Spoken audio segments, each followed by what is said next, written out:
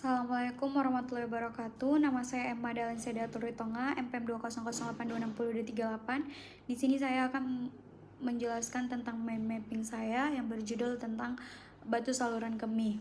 Yang dimana di sini saya akan menjelaskan mind map saya terlebih dahulu tentang definisi dan klasifikasi urolithiasis merupakan kondisi terbentuknya batu pada saluran kemih, di mana batu ini dapat bermula dari pelvis renalis atau batu ginjal atau nephrolithiasis dan dapat berpindah ke ureter atau ureterolithiasis, vesika urinaria, vesikolithiasis atau uretrolithiasis, di mana etiologi urolithiasis ini berhubungan dengan supersaturasi urin yang membentuk kristal, di mana kristal ini merupakan komposisi batu saluran kemih.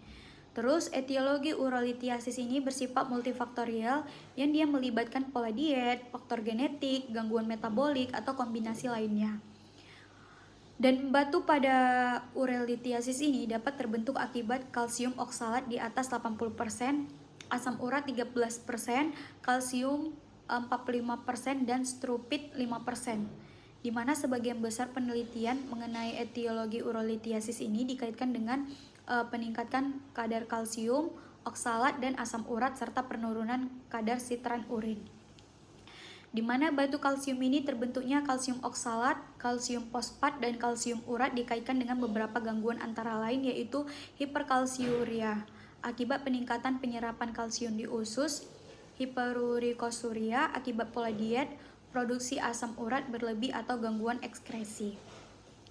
Di mana hiperoksaluria ini itu dia akibat faktor genetik, di mana produksi oksalat berlebihan, pola diet berlebih, atau meningkatnya absorpsi oksalat pada saluran gastrointestinal. Terus, akibat asidosis tubulus renal, itu di mana hipomagnesuria akibat diet rendah magnesium. Jadi ada faktor risikonya itu dia sekitar 97% urolithiasis itu ditemukan di renal dan ureter. Sedangkan sisanya 3% di vesika urin, uretra. Ada beberapa faktor risiko itu telah diidentifikasi dapat meningkatkan risiko pembentukan atau rekurensi urolithiasis. Antara lainnya itu diet, obat-obatan, faktor genetik, komorbid, dan faktor lainnya seperti tindakan medis. Di mana diet ini faktor risiko urolithiasis terkait diet antara lain kurangnya hidrasi, dia terendah kalsium, serta diet tinggi protein hewani, oksalat, natrium, atau seperti tinggi garam atau vitamin C. Jadi diet rendah kalsium ini meningkatkan risiko lithiasis karena keadaan ini akan mengurangi kadar kalsium dalam saluran gastrointestinal sehingga dia meningkatkan penyerapan dan ekskresi oksalat. Jadi makanan tinggi oksalat itu seperti kacang-kacangan, kopi, teh, coklat, soda, bayam, dan kentang dia dapat berkontribusi sebagai faktor risiko urolithiasis. Jadi konsumsi sitrat itu dapat mencegah pembentukan batu karena menghambat agregasi kristal dengan membentuk kompleks dengan garam kalsium di dalam urin. Lalu obat-obatan di induksi itu jarang terjadi beberapa obat-obatan atau metaboliknya karena dia dapat mengendap dalam urin dan dia menyebabkan urolithiasis seperti indinavir, atazanavir, obat golongan sulfa dan ceftriaxone. Jadi ada juga di sini kita anamnesis itu kita perlu menggali gejala dan faktor resiko urolithiasis. Bisa asimptomatik, tetapi juga menimbulkan nyeri kolik abdomen atau pinggang. Jadi gejala ini bisa memiliki awitan mendadak ataupun progresif, itu ditandai dengan nyeri pinggang. Nyeri pinggangnya itu unilateral, mual, muntah, demam, nyeri saat berkemih, hematuria saat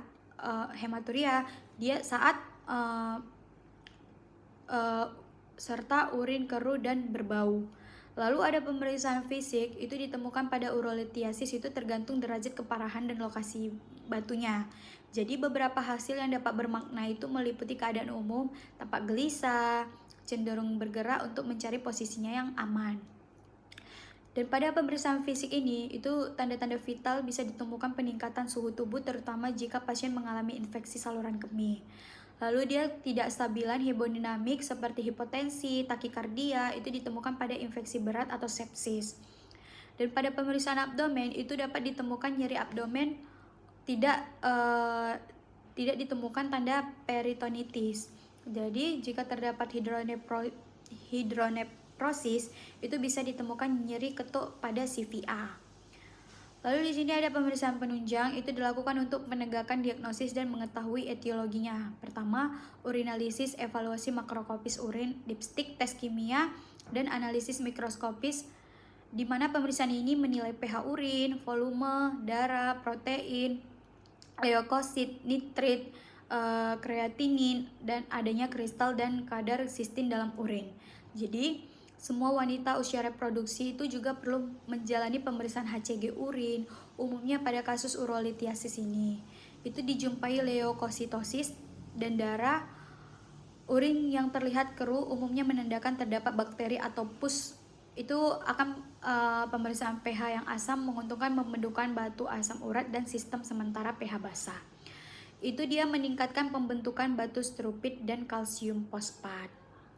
Lalu ada radiologi baku emas, di mana pada pemeriksaan radiologi ini untuk urolithiasis adalah CT scan abdomen dan pelvis. Walaupun pada ukuran batu kurang dari 3 mm itu dapat terjadi diagnosis karena tidak tertangkap slide CT scan. Jadi pemeriksaan USG lebih terjangkau dan dapat diindikasikan. Tetapi pada batu radiolucent itu dapat tidak terlihat dengan pemeriksaan ini seperti batu strupit dan sistin. Lalu ada diagnosis bandingnya, antara lain pyelonephritis ini didapatkan dan gejala infeksi saluran kemih, demam, nyeri pinggang. Pada pemeriksaan fisik dapat ditemukan nyeri ketuk CVA. Pada pemeriksaan penunjang, urinalisis atau kultur urin dapat ditemukan tanda ISK, serta pada penunjang bisa tampak tanda infeksi renal dengan hidroneprosis. Kehamilan ektopik itu juga bisa menyebabkan nyeri abdomen di area sekitar panggul dengan atau tanda perdarahan vagina pada wanita usia subur. Pada pemeriksaan fisik itu dijumpai nyeri goyang serviks positif. Pemeriksaan penunjang itu akan menunjukkan kadar HCG meningkat dan USG-nya menunjukkan adanya hasil kontrasepsi ekstrauterin. Lalu CT scan abdomen bisa menunjukkan dilatasi appendix lebih 6 mm, penebulan dinding appendix di atas 2 mm. Terus ada cairan periintestinal, kolit, dan tanda khas lainnya. Tata laksananya, obat antiinflamasi non-steroidnya seperti metamizol dapat diberikan dengan dosis orang tunggal maksimum 1000 mg dengan dosis harian total sampai dengan 5000 mg. Pilihan analgesik lain adalah paracetamol dan natrium diklofenak. Selain itu, keluhan mual muntah dapat diberikan antiemetik seperti ondansetron, metolokperamid. Terus modifikasi gaya hidup terkait urolithiasis berhubungan dengan diet mineral atau bahan dasar yang membentuk batu. Terus batu kalsium intake, kalsium harus dibatasi dengan rentang 1000 sampai 2000 mg per hari. Pembatasan intake natrium dan protein perlu dilakukan pada batu sistin. Jadi komplikasi serius yang dapat terjadi pada urolithiasis ini, dia infeksi renal, pembentukan fistula, saluran kemih serta jaringan parut dan stenosis ureter. Komplikasi lainnya adalah perforasi ureter serta tidak berfungsinya renal akibat obstruksi lama.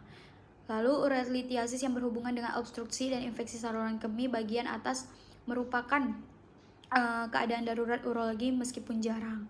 Komplikasi juga dapat terjadi postoperasi seperti abses perinefrik, sepsis, bahkan kematian.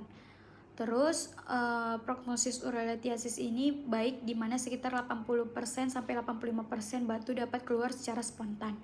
Adanya komplikasi seperti obstruksi urin, infeksi saluran kemih bagian atas dapat meningkatkan morbiditas sehingga memerlukan intervensi segera.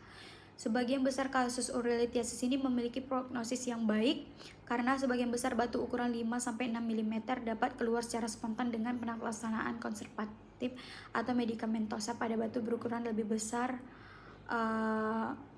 juga memberi ukuran yang baik. Jadi sebesar 50% dalam 5 tahun, lebih kurang 70% dalam 10 tahun meningkatkan asupan cairan, perbaikan pola diet, dan pemantauan rutin dapat mengurangi tingkat rekurensi hingga 60%. Mungkin itu saja mind mapping dari saya, penjelasan mind mapping dari saya. Mohon maaf bila saya ada salah kata, ada penyampaian. Saya akhiri, referensi bisa dilihat di bawah. Assalamualaikum warahmatullahi wabarakatuh.